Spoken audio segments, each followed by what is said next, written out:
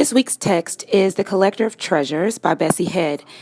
You should read the story in your Other Voices, Other Vistas text.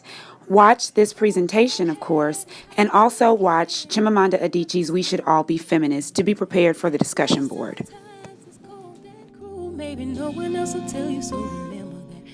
Okay, let's take a look at our author. And there are her pictures there on the right-hand side of the slide when she was a younger child and then in her midlife.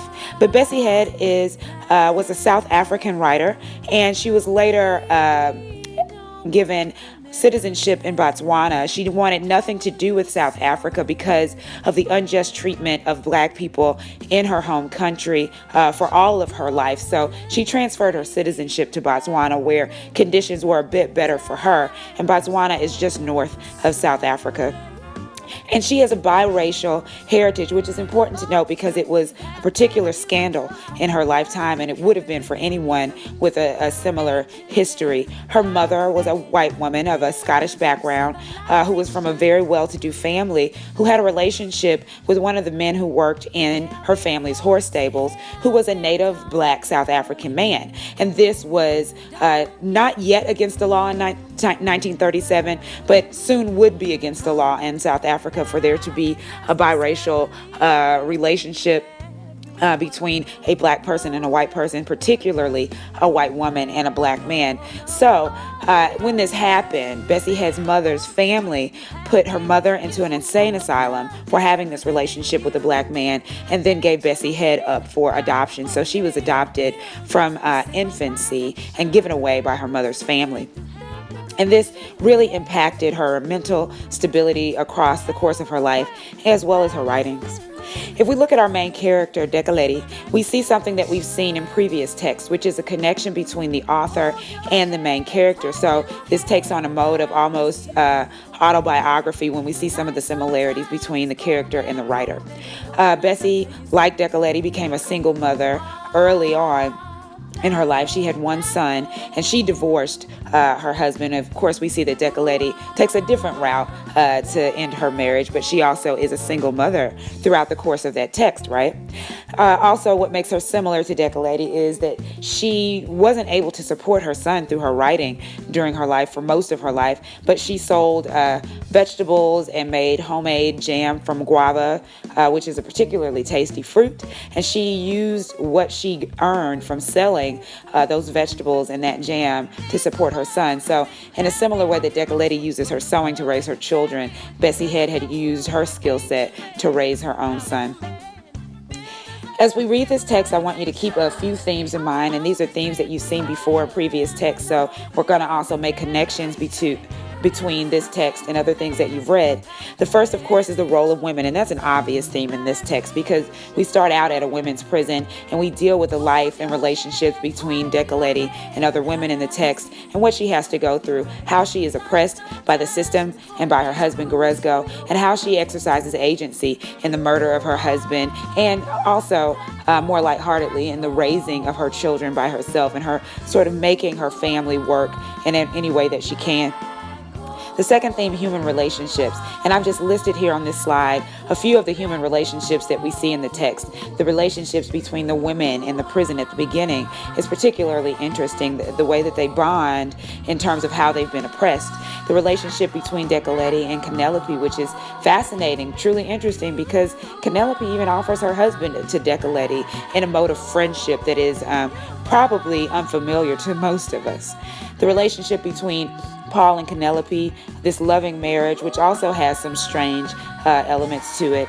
The relationship between Paul and Dekoleti, they have a dear friendship that doesn't broach that sort of boundary of intimacy, but there is still an intimacy there. So think about what makes up that relationship. Lastly, that relationship between Dekoleti and Goresgo, which is truly problematic, and how Goresgo even brings in Dekoleti's oldest son, Benabotha, when we talk about the school fees. So I want you to look at the variations rather, of human relationships in this text, which ones are positive, which ones are negative, and what sours those relationships that are negative. Also, we look at the name of this text, The Collector of Treasures, and there aren't any particularly direct treasures that we encounter. So I want you to think about what these treasures are and who is collecting them. What are the life treasures in this text? Is it family? Is it relationship between husband and wife? Is it freedom? And if we think about freedom, we get to our last theme. Although we see that Decollete is imprisoned and she lacks freedom by the end of this text, there may be a particular type of freedom that she gains in freeing herself from the marriage of Grezgo and taking his life in a way that we don't need to overlook. She takes his life by severing his genitals. And we need to think about what this might represent and how this connects to a particular type of freedom. Also, on the right-hand side of the slide, you'll see the book cover to Chimamanda Adichie's talk, We Should All Be Feminist.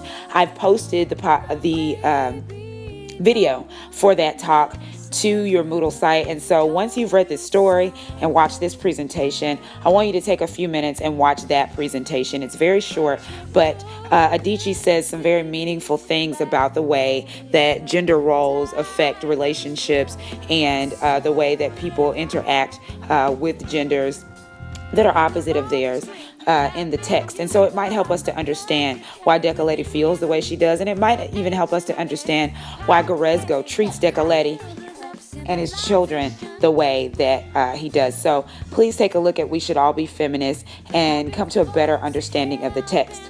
Here are a few quotations from that talk, which is also in print. You can get the manuscript online, or you can purchase the book.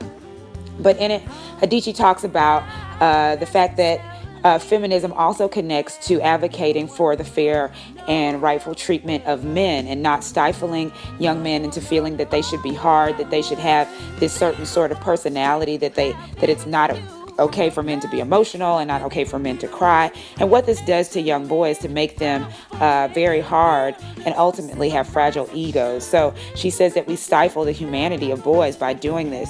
She goes on to say that we teach young boys to be afraid of fear, to be afraid of weakness and vulnerability. Think about if this is relevant to Grezgo and if it's even relevant to Paul. How does it play into those two characters? Lastly, she says that the worst thing that we do by far to males by making them feel that they have to be hard is that we leave them with very fragile egos.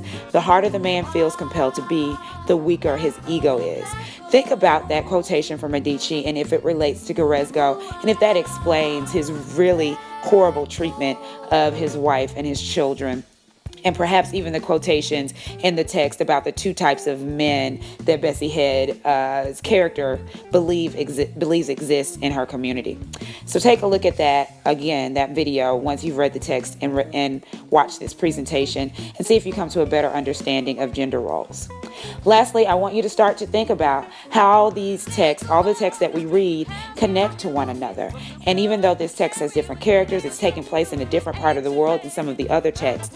What makes it similar to other things that you've been reading? Are the themes similar? Are the characters similar? This is going to be helpful to you as you start to think about your presentation, and it's going to be helpful to you as you continue to read and produce your discussion moderations. So continue reading on Collector of Treasures and be sure to answer at least 2 of the discussion questions that I will post for day 1. Happy reading. Work hard.